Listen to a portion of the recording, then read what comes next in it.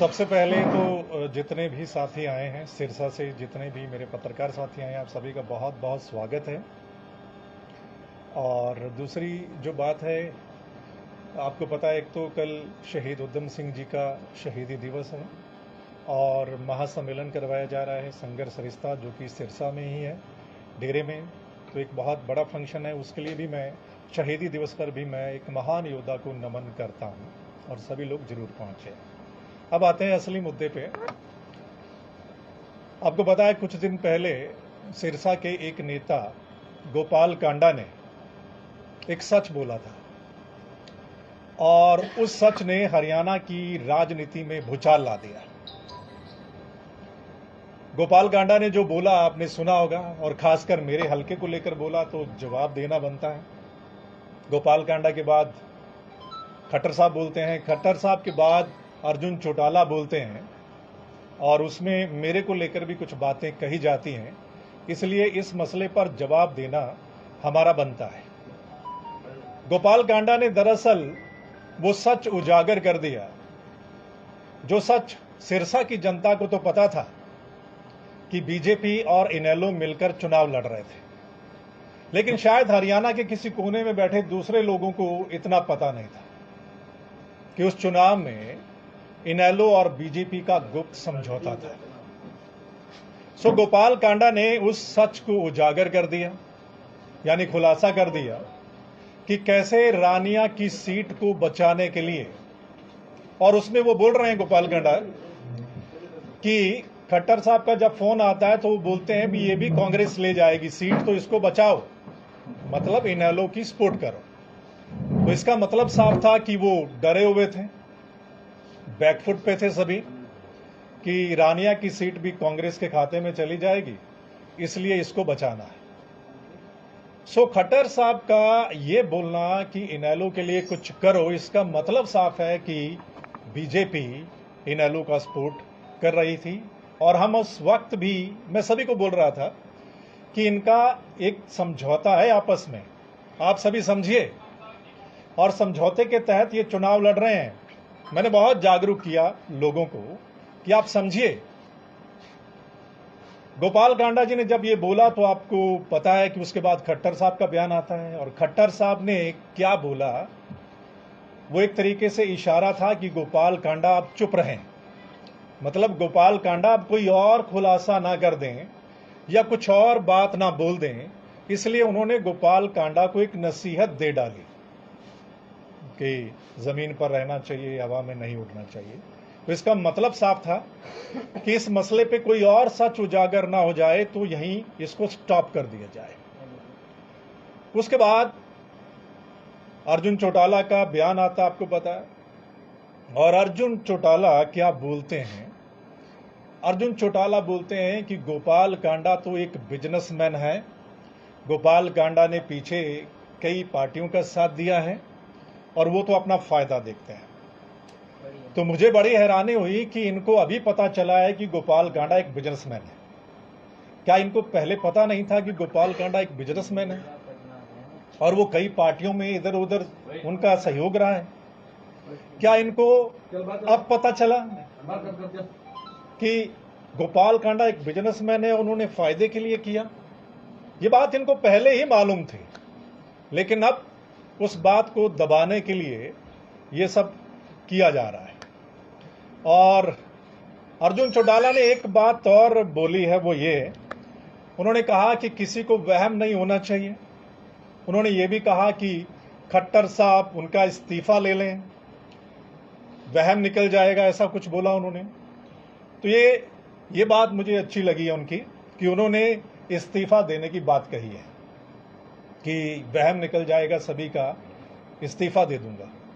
तो मैं यहां बताना चाहूंगा उनको कि खट्टर साहब इस्तीफा नहीं लेंगे। खट्टर साहब के पास ऐसी अभी कोई पावर नहीं है कि वो इनसे इस्तीफा लें। इस्तीफा खुद देना पड़ता है। कोई भी विधायक है, अगर वो दोबारा चुनाव लड़ना चाहता है, दोबारा मैदान में आना चाहता है, तो उसको इस्तीफा खुद देना पड़ता है। तो मैं तो यही कहूंगा कि इस नेक काम में देरी उनको नहीं करनी चाहिए। इस्तीफा देने की अगर उन्होंने बात की ही है और उन्होंने कहा है कि कई लोगों का वहम निकल जाएगा, तो फिर उनको इस काम में देरी नहीं करनी चाहिए और इस्तीफा दे देना चाहिए। और निश्चित तौर पर पता चल जाएगा कि जो वहम अगर किसी को है तो वो निकल जाएगा। बाकी किसी और को वहम नहीं है, सभी को पता है कि बीजेपी और इनेलो मिलके चुनाव लड़ रहे थे, ये सभी को पता है और इसमें किसी को वहम नहीं है।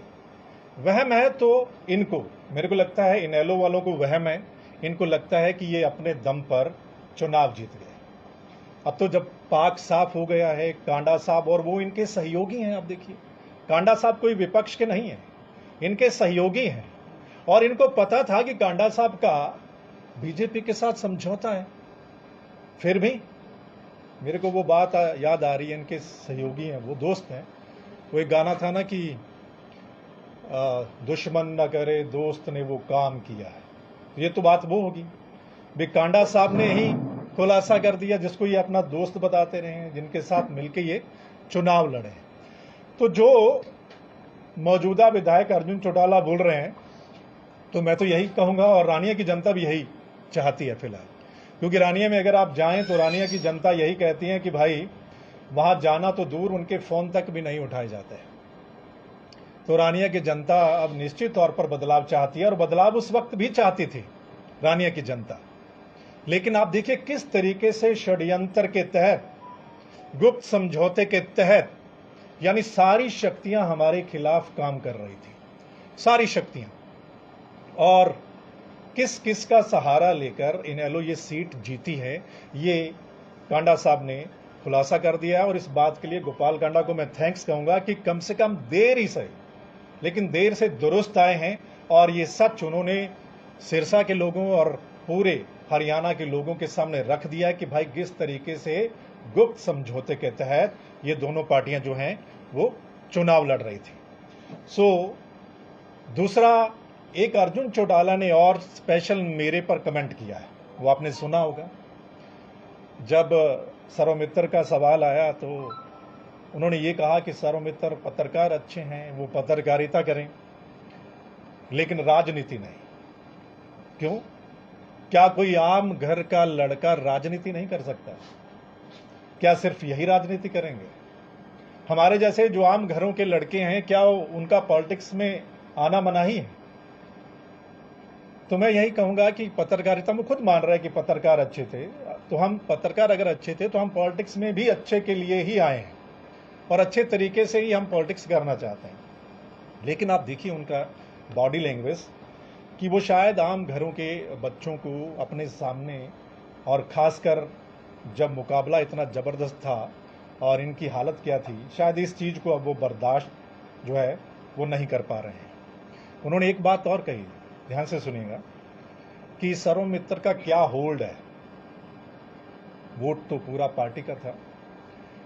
तो यहां पर मैं बताना चाहूंगा कि एक तरफ 4 पीढ़ियों से चुनाव लड़ते आ रहे हैं लोग, 4 पीढ़ियों से, चौधरी देवीलाल के समय से वो चुनाव लड़ते आ रहे हैं, 4 पीढ़ियों से चुनाव लड़ रहे हैं। पूरा तामझाम है, किसी चीज की कमी नहीं है, पैसे की कमी नहीं है, काडर, संगठन, हर चीज उनके पास है। और एक तरफ 40 दिन भी नहीं हुए थे हमें राजनीति में, 40 दिन भी प्रॉपर नहीं हुए थे, फिर भी हम जीत रहे थे। अब देखिए, एक तरफ 4 पीढ़ियां चुनाव लड़ रही हैं और एक तरफ 40 दिन भी नहीं आए, और फिर आप जीते कैसे? जब कई सारी शक्तियां आपके साथ काम कर रही थी, आप अकेले नहीं थे, कई सारी शक्तियां आपके साथ काम कर रही थी। उन्होंने एक बुगी का उदाहरण दिया था और उस बुगी के उदाहरण में भी वो अहिंसा की ही बात कर रहे हैं, आपने सुना होगा। तो बुगी के उदाहरण पे मैं यही कहना चाहूंगा कि जो आपकी बुगी थी ना, उसमें टायर किसी और के लगे हुए थे। खट्टर साहब ने बता दिया कि वो टायर किसके लगे हुए थे, तो आपकी बुगी तो वहीं खड़ी रहती, मेरे को लगता है शायद 2 सीटों पर भी नहीं पहुंचनी थी। वो किसी और की हेल्प से 2 सीटों तक पहुंच गई, यानी टायर उस बुगी में किसी और के थे। इसलिए मैं कहता हूं कि जो सच्चाई है वो अब बाहर आ गई, और सच्चाई बहुत से लोगों को बर्दाश्त नहीं होती, खासकर अब वो कह रहे हैं कि खट्टर साहब खुद आके बताएं। अब खट्टर साहब खुद थोड़ा बताएंगे, खट्टर साहब हाँ थोड़ा बोलेंगे जब समझौता गुप्त था, और गुप्त समझौते को कैसे बोल सकते हैं? वो तो चाहेंगे ना कि ज्यादा से ज्यादा समय तक ये समझौते को गुप्त ही रखा जाए। इसलिए ये मुद्दा काफी गर्म है इस वक्त। आपको पता है पूरी हरियाणा की राजनीति पे इस पे चर्चा हो रही है कि किस तरीके से खासकर रानियां, और एक बात मैं और बता दूं, ना सिर्फ रानियां, आप सभी को पता है पूरे हरियाणा में इनेलो और बीजेपी का ये जो गुप्त समझौता था, इसमें 3 सीटों पर, एलनाबाद, रानिया और डब वाली 3 सीटों पर इनेलो के मुताबिक बीजेपी ने अपने कैंडिडेट दिए। ये आप सब जानते हैं, यानी सिरसा वाले बहुत अच्छे से जानते हैं। अगर हरियाणा वाले पूरे नहीं जानते तो मैं बता दूं, 3 सीटों पे इनेलो के कहने पे बीजेपी ने डमी कैंडिडेट दिए। ये आपको भी पता है, क्योंकि बीजेपी को पता है कि वो यहां से नहीं जीत पाएंगे। इनेलो के अगर 1-2 जीत गए तो इनेलो के विधायकों का सहारा ले लेंगे, क्योंकि एक ही बात है। इसलिए एलनाबाद, रानिया और डब वाली बीजेपी के डमी कैंडिडेट थे, ये आप सबको पता है, ताकि इनेलो के नेताओं को या इनेलो पार्टी को वहां से फायदा मिले। बाकी पूरे हरियाणा में 87 सीटों पर इनेलो ने बीजेपी के मुताबिक अपने कैंडिडेट दिए थे, ताकि कांग्रेस को नुकसान कैसे पहुंचाया जाए। कांग्रेस को कौन नुकसान पहुंचा सकता है? तो ये सब मिल के अंदर खाते चल रहा था हरियाणा के लोगों को धोखा देने के लिए, लोगों की भावनाओं से खेलने के लिए। अब आप देखिए कि लोग कुछ और सोच रहे थे, लेकिन आप देखिए उनकी भावनाओं से खेलकर गुप्त तरीके से एक दूसरे की हेल्प ये लोग कर रहे थे। और एक और बड़ी इंटरेस्टिंग बात मैं आपको बताता हूं, जैसे ये कहते हैं कि हम ही सिर्फ, इनको कोई और अच्छा नहीं लगता। आप उनका अगर बॉडी लैंग्वेज देखें, सिरसा लोकसभा में आपको पता है 9 विधानसभा सीटें हैं, और 9 विधानसभा सीटों में से 3 रिजर्व सीटें हैं। अब 3 रिजर्व सीटों पर तो ये खुद चुनाव नहीं लड़ सकते, बाकी बच गई 6 सीटें। 6 सीटों पर आप देखिए कि एक ही परिवार के लोग चुनाव लड़ रहे थे। ध्यान से गौर कीजिएगा इस बात पे, एक ही परिवार के चुनाव लड़ रहे थे 6 में से 5 सीटों पर। आप देखिए एलनाबाद से खुद चुनाव लड़ रहे हैं, रानिया से खुद चुनाव लड़ रहे हैं, डबवाली से इनके ही चुनाव लड़ रहे हैं, यानी कि अभय चौटाला, अर्जुन चौटाला, आदित्य चौटाला, फतेहाबाद से सुनैना चौटाला, और टोहाना से इनके दोहते यानी इनके भांजे चुनाव लड़ रहे हैं। तो ये लोगों को पता होना बड़ा जरूरी है कि सिरसा लोकसभा की 6 सीटें जो जनरल में आती हैं, उन 6 में से 5 पे एक ही परिवार ये चुनाव लड़ रहा था। कहने का मतलब ये है कि एक तरफ 4 पीढ़ियां और एक तरफ एक आम किसान परिवार से मैं निकल के आया और स्ट्रगल किया। ये कहते हैं ना कि सर्वमित्र का क्या है, तो मैं ये कहता हूं कि चौधरी देवीलाल जी की लेगेसी को आप छोड़ के मैदान में आ जाइए। चौधरी देवीलाल जी को आज भी हम याद करते हैं और सभी याद करते हैं, बड़ी शिद्दत से, बड़ी रिस्पेक्ट से उनका नाम लेते हैं। लेकिन कई बार तरस आता है, और हरियाणा के लोगों को भी तरस आता है कि चौधरी देवीलाल की पार्टी का आज हाल क्या हो गया है। ज्यादातर उनके नेताओं की जमानत जब्त क्यों हो रही है? इनको इस बात पर मंथन करना चाहिए कि पार्टी का आज हाल क्या हो गया है। अगर 2 सीटें आई हैं तो वो भी बीजेपी की मदद से आई हैं, और बीजेपी अगर मदद ना करती, खट्टर साहब अगर मदद ना करते, तो वो 2 सीटें भी नहीं आनी थी। तो तभी मैं कहता हूं, एक तरफ वो परिवार चौधरी देवीलाल जी का 4 पीढ़ियों से चुनाव लड़ रहे हैं, और एक तरफ आम किसान परिवार का एक लड़का जो स्ट्रगल करके, जिसने नाम मुकाम बनाया, और अगर पॉलिटिक्स में आया तो वो इनको भाया नहीं, वो इनको अच्छा नहीं लगा कि एक आम परिवार का लड़का हमें टक्कर कैसे दे सकता है, ये कैसे हो सकता है। और लास्ट में जब बैकफुट पर थे, सभी डरे हुए थे, तो फिर किस किस शक्ति का सहारा लिया वो अब आपके सामने है। यानी खुद इनके लोग एक दूसरे का खुलासा कर रहे हैं, एक दूसरे की पोल खोल रहे हैं, मतलब किसी और को की जरूरत ही नहीं है। इसलिए ये मसला था। अभी आपके कोई भी सवाल हैं साथियों के तो आप हमें कर सकते हैं। मेरा सवाल है, आप जो इनेलो, बीजेपी और कांडा जी, इनकी रणनीति को बाप नहीं पर चाणक्य नीति जो उन्होंने अपनाई। ना मैं तो बोल रहा था, आप देखिए, मैं क्योंकि हम जानते हैं, आप भी जानते हैं, जो जर्नलिस्ट है वो सब जानता है। मैं आपको बताऊं, हमें सब पता था कि कौन क्या कर रहा है, गुप्त समझौता। और मैं, आप देखिए, मेरी कैंपेनिंग उठाकर देख लीजिए, मैं लोगों के बीच में यही जाकर बोल रहा था कि भाई ये मिले हुए हैं, इनकी अगर 1-2 सीट आ गई तो ये बीजेपी के साथ ही जाएंगे इनेलो वाले। गुप्त समझौता है इनका, आप इस बात को समझो, ठीक है। लेकिन आप सारी शक्तियां जब मिल जाती हैं, आप देखिए इतना कुछ ताम झाम। और एक बात मैं आपको और बता दूं, रानिया पूरे जिले को भी कुछ लोगों ने बदनाम कर दिया, पैसा फेंक कर। पूरे हरियाणा की अगर हम चर्चा करें ना, तो सबसे ज्यादा पैसा रानिया की कुछ सीटों पर लगा है। इतना पैसा आपको भी पता है, करोड़ों की तादाद में, बोरियों में ऐसे पैसा बहाया गया है। कौन लोग हैं ये पैसा बहाने वाले? वो पैसा कहां से आता है? वो पैसा कहां से आया था? ये सारी चीजें मैं तो उस वक्त बोल रहा था। लेकिन आप देखिए, एक तरफ सारी शक्तियां, पैसा, ताम झाम, सरकार लगी हुई है, और एक तरफ हम अकेले। हमारा तो संगठन भी नहीं था, हमारी पार्टी का तो कोई कैडर भी नहीं था इस वक्त, संगठन भी नहीं था, है ना, पैसा भी नहीं था। हम थे और सामने कौन थे आप देखिए। और फिर भी वो बोल रहे हैं कि इनका क्या होगा। एक बात और बता दूं, इनकी खुद की पार्टी है, घर की पार्टी है। बहुत पहले इनका ऐलान हो गया था कि अर्जुन चौटाला चुनाव लड़ेंगे। बहुत पहले कैंपेनिंग ये शुरू कर रहे थे, मतलब मेरे से तो पहले 3-3 बार ये गांवों में जा भी आए थे। और जब इन्होंने अपना कैंपेन शुरू किया था तो इनके लोग पता क्या बोल रहे थे कि 40,000 से जीत होगी, कांग्रेस का कोई भी कैंडिडेट आ जाए 40,000 से इनकी जीत होगी। लेकिन जैसे ही हम आए, वो 40,000 ऐसे गिरना शुरू हो गए, और कहां तक आ गया? 4,000। ये है होल्ड, जो वो पूछ रहे हैं ना कि क्या है। तो ये मैं बताता हूं कि जो आप 40,000 की जीत मान रहे थे ना, और वो 4,000 पे आ गई, और वो भी किसकी मदद से? वो बीजेपी की मदद से। और भी कई सारी शक्तियां वो बीजेपी की मदद से आई, और बीजेपी अगर मदद ना करती तो फिर नतीजा क्या होना था, ये सब लोग जानते हैं। अर्जुन ये बोल रहे हैं कि यदि अभी भी कोई डाउट है तो मैदान में फिर आ जाते हैं, इस्तीफा देते हैं और दोबारा से चुनाव लड़ते हैं, क्या कहेंगे? बहुत अच्छी बात है, उन्होंने इस्तीफे की बात कही है। और मैं तो ये कहूंगा कि काल करे सो आज कर, राज करे सो अब, इस्तीफा होना चाहिए। और मैंने तो ये भी सुना है कि ये जो चीज बोलते हैं उस पर खरे उतरते हैं, यानी जुबान के पक्के हैं, यही माना जाता ना, जुबान के पक्के हैं।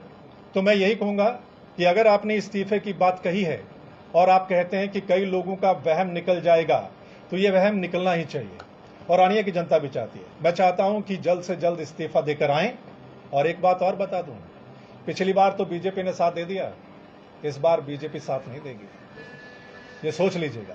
हालांकि मुझे पता है इस्तीफा नहीं देंगे ये लोग, बोलने और करने में बड़ा फर्क होता है, बहुत फर्क है। लेकिन मैं चाहूंगा कि आपने बात बोली है, सरेआम बोली है, कई लोगों का वहम निकालने की बात की है आपने, खट्टर साहब का भी वहम निकालने की बात की उन्होंने, हम सभी का वहम निकालने की बात की है। तो ये वहम निकल ही जाना चाहिए। आइए मैदान में, मैदान खुला पड़ा है, पता चल जाएगा कौन कितने पानी में। आप दूसरे लोगों पर आरोप लगा रहे हैं, बीजेपी की बात कर रहे हैं, एनएलओ की बात कर रहे हैं, आपने आरोप अपनी पार्टी के लोगों पर भी लगाया था कि कुछ ऐसे जो लोग हैं जो कांग्रेस के अंदर रहकर नहीं आपको नुकसान कर रहे हैं। बिल्कुल किया, क्या कहेंगे? बिल्कुल किया, मैं तो मानता हूं, मैं सच हमेशा मानता हूं। हमारी पार्टी, आपको पता है कि सरकार आ रही थी, और खासकर मेरे हल्के में बात करूं तो बहुत से लोग, जो हमारे लोग थे, उन्होंने हमें नुकसान पहुंचाया। मैंने पार्टी प्लेटफॉर्म पे ये बात रखी है, बाकायदा विद नेम बात रखी है पार्टी प्लेटफॉर्म पर। हर किसी का फीडबैक हम सभी ने, ना बहने, सभी कैंडिडेट्स ने ऊपर दे दिया है कि किस किस ने पार्टी को नुकसान पहुंचाया है, कौन कौन लोग। ये हमारे वाले लोग भी इधर साथ दे रहे थे। मैं कह रहा ना, कई सारी शक्तियां, तभी मैं बोल रहा हूं, कई सारी शक्तियां, सिर्फ बीजेपी नहीं, कई सारी शक्तियां इनके साथ काम कर रही थी, तब जाकर बात बनी है, ऐसे बात नहीं बनने वाली थी। यही शक्तियां थी जो आपने 9 बूथों की रिकाउंटिंग की बात करी थी, वीवीपैट और उसको लेकर, ईवीएम को लेकर, यही शक्ति। आपने बहुत अच्छी बात की, मैं बात भूल रहा था, आपने याद दिला दी मेरे को। जब मैंने रीचेकिंग और वेरिफिकेशन का अप्लाई किया तो काफी समय बाद वो आया। मैं आपको बता दूं, शायद किसी को पता ना हो, और शायद पहली बार ऐसा है, मुझे यह भी पता चला है कि चेकिंग और वेरिफिकेशन को रुकवाने के लिए भी इन लोगों ने खट्टर साहब को फोन किया था। कि चेकिंग और वेरिफिकेशन को रुकवाया जाए या फिर टाल सकते हो जितना समय टाला जाए। ध्यान से सुनना। और एक फोटो मैं आपको दिखाता हूं, शायद एक फोटो भी है। चुनाव के जब नतीजे आए थे तो आपने देखा होगा थोड़े दिन बाद ही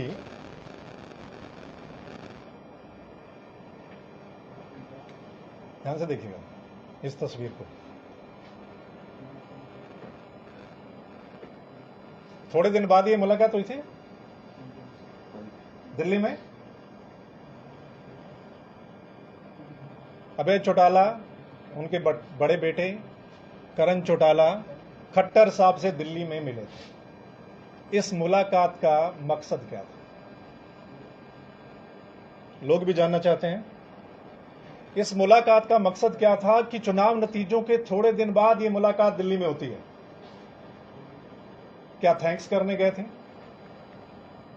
रानिया वाली सीट को लेके, या एक चर्चा और है कि जिला परिषद की चेयरमैनी को बचाने के लिए गए थे। नोट कीजिए इस बात को, क्योंकि चर्चा उस वक्त भी हुई थी कि इलेक्शन के तुरंत बाद ऐसी क्या बात हुई कि खट्टर साहब के पास गए हैं, मीटिंग की। अब वो चीजें सामने आ रही हैं जो कांडा साहब ने बोला है ना, अब वो चीजें कई सारी सामने आ रही हैं।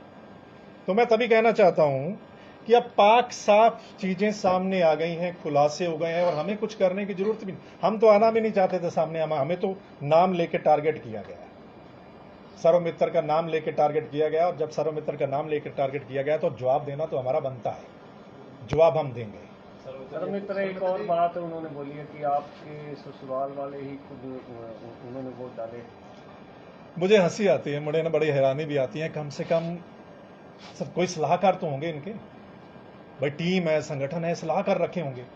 सलाहकारों से पूछ ले, या तो सलाहकार आपको सही से जानकारी नहीं दे रहे हैं और या फिर आपको नहीं पता है। उन्होंने एक बड़ी बात बोली कि सर्वमित्र के ससुराल वालों ने मुझे वोट डाले। मेरे ससुराल शमशाबाद पट्टी में है, पता है ना, बिल्कुल सिरसा के साथ। उनके वोट कहां है? सिरसा विधानसभा, है ना। सिरसा विधानसभा वाले रानिया में वोट कर सकते हैं क्या? आप मुझे बताइए। सिरसा विधानसभा के लोग रानिया में वोट जाके करेंगे? अर्जुन चौटाला को करेंगे? नहीं, उन्होंने इलेक्शंस के दौरान फोटो भी जारी किए, वो पटका पहनाते हुए थे। तो उसमें लिखा है बकायदा सिरसा विधानसभा की, आप उनकी पढ़िए। सिरसा विधानसभा के सर्वमित्र की ससुराल ने भी उनको सपोर्ट किया है। अब भाई सिरसा विधानसभा में वो है ना, तो सिरसा वाले इनको वोट कैसे कर देंगे? मतलब कम से कम जानकारी तो जुटा लो।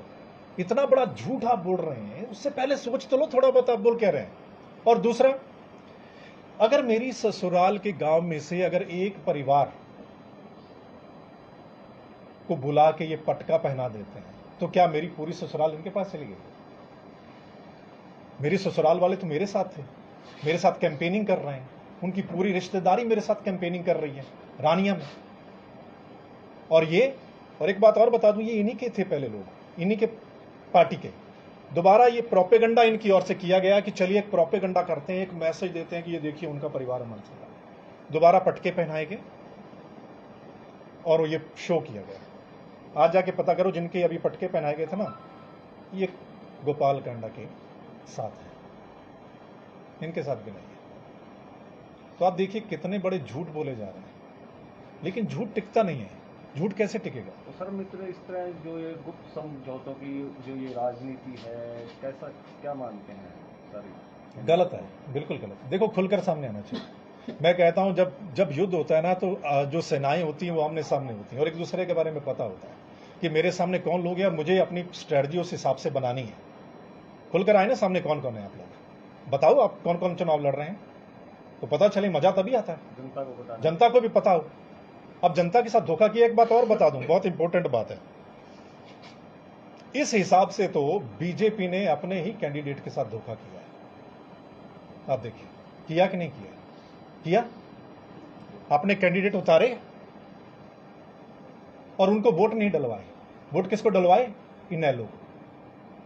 अपने कार्यकर्ताओं के साथ धोखा किया, अपने कैंडिडेट के साथ धोखा किया। और अब ये चर्चा में सुन भी रहा हूं, उनके कुछ ग्रुप्स हैं बीजेपी के उन ग्रुपों में उनके लोग, बीजेपी के लोग चर्चा कर रहे हैं कि भाई ये इतना बड़ा धोखा, ये क्या चल रहा है। तो अब आप देखिए किस तरह से पार्टियां अपने ही लोगों के साथ भी धोखा करती हैं, किसी और को जिताने के लिए, हराने के लिए गुप्त समझौते होते हैं। आप देखिए कितनी बड़ी बात है, एक तरफ सर्वमित्र अकेला और दूसरी तरफ सरकार, इनेलो, कुछ और हमारे वाले, कितने लोग मिलकर चुनाव लड़ रहे हैं। और पैसा कितना, रानिया में मेरे को लगता है सबसे ज्यादा पैसा चला हुआ। तो किसी से पूछे, आपको लगता नहीं कि जो आपके साथ महारानियां विधानसभा में बीती तो वही कहानी सिरसा गोकुल के साथ भी वही बीती थी? बीजेपी ने वहां भी सरेंडर कर दिया था, अपना कैंडिडेट ही वापस ले लिया था। समझौता था ना वहां, तो गोपाल कांडा के साथ समझौता था, अपना कैंडिडेट वापस ले लिया। आप देखिए, आप चेक कर लीजिए ना, रानिया, एलनाबाद और डबवाली के इनके कैंडिडेट चेक कर लीजिए। जो कैंडिडेट इन्होंने दिए, इससे मजबूत कैंडिडेट इनके पास थे या नहीं, आप मुझे बता दो। बीजेपी के पास थे ना? एलनाबाद में मजबूत कैंडिडेट नहीं था? कोई बता दो आप मुझे। मीनू बेनीवाल थे ना एलनाबाद में, सबसे मजबूत कैंडिडेट माने जाते थे ना, उनको टिकट क्यों नहीं दी? तो सर्वमित्र अब आगे की क्या रणनीति रहने वाली है? क्या न्यायपालिका में जाया जाएगा या चुनाव आयोग में शिकायत की जाएगी इनकी मिली भगत को लेकर? देखो, ये गुप्त समझौते को लेकर क्या कर सकते हैं मुझे बताएं, ठीक है। हालांकि मैं आपको एक बात और बता दूं, यहाँ पे जो चेकिंग एंड वेरिफिकेशन हुआ था ना, उसके लिए दोबारा मैं नई अपडेट थोड़े दिनों में दूंगा। उस पर एक बड़ी बात और सामने आई है, सुप्रीम कोर्ट में, ठीक है। हाँ, उसमें मैं एक बड़ी बात आपको फिर आज इसी मैटर पे हम करते हैं, क्योंकि बहुत मामला अलग हो जाएगा, तो फिर मैं उस पर बताऊँ। के लिए आगे जाएंगे ना कहीं कुछ ना कुछ। सर्वमित्र जी, गोपाल कांडा जी के बयान के बाद खट्टर साहब ने नसीहत दे दी, लेकिन कांग्रेस पार्टी किसी बड़े नेता का अभी तक कोई बयान नहीं है, उसके बारे में अब देखिए, दीपेंद्र हुड्डा ने प्रेस कॉन्फ्रेंस की दिल्ली में। दीपेंद्र हुड्डा ने अगले दिन, जिस दिन गोपाल कांडा बोले हैं, उस दिन अगले ही दिन दीपेंद्र हुड्डा और 3 और सांसदों ने, यानी 4 सांसदों ने दिल्ली में प्रेस कॉन्फ्रेंस की है इसी मसले को लेकर। और आगे और प्रेस कॉन्फ्रेंस जो है वो कांग्रेस पार्टी से। सर, पैसे किसने बांटे थे?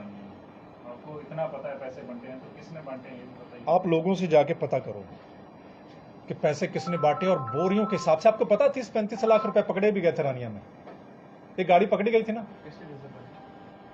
याद है ना, पकड़ी गई थी 30-35 लाख रुपए की गाड़ी। लेकिन क्लियर नहीं हुआ था किसकी है, आप बता दो थोड़ा। अब वो इनमें से, दोनों में से किसकी हो सकती है, आप अंदाजा लगाओ। आप ही बताइए, आप ही बता दीजिए सर। भाई, इलेक्शन कमीशन ने मुझे तो बताया नहीं गाड़ी किसकी है। अब सर्वमित्र के पास तो पैसे हैं नहीं कि किस उसके पकड़े जाए, है ना। तो अब देखिए किसके, वो मतलब 30-35 लाख तो सिर्फ वो ये पकड़ी गई। तो आप सोचिए कितना पैसा चला होगा, कितना पैसा बटा होगा इसका अपन। मैं सुन रहा हूं कि एक छोटे से गांव में 20 लाख तक रुपया गया है, और एक बड़े गांव में 50-60 लाख रुपया तक भी गया है। इससे आप अंदाजा लगा सकते हैं कि इलेक्शन को कैसे मैनिपुलेट किया गया, कैसे मैनिपुलेट किया गया, इससे आप अंदाजा लगा सकते हैं। लेकिन रानिया में तो चर्चा ये है कि हर बार इलेक्शन ऐसे ही होता है। पहले गोविंद कांडा चुनाव लड़ते थे तो लोग टिफिन का इंतजार करते थे। चर्चाएं तो ये शुरू से चलती आ रही है, परंपरा यही है रानिया। तभी मैं कह रहा हूं ना कि पूरे हरियाणा में चर्चा है कि सिरसा को, इस वजह से भी सिरसा हमारा बदनाम होता है कि सिरसा में इतना पैसा वोट खरीदे जाते हैं। यानी लोकतंत्र में अगर आप वोट खरीद के अगर कुछ कर रहे हैं तो फिर काहे का लोकतंत्र? आप मुझे बताइए। गुप्त समझौते आप कर रहे हैं, आप वोट खरीद रहे हैं, तो फिर आप मुझे बताइए, गलत है ना ये। सिरसा बदनाम हो रहा है, लोगों को भी सोचना चाहिए इस बारे में कि कम से कम ऐसी चीज नहीं होनी चाहिए। ठीक है सर, थैंक यू।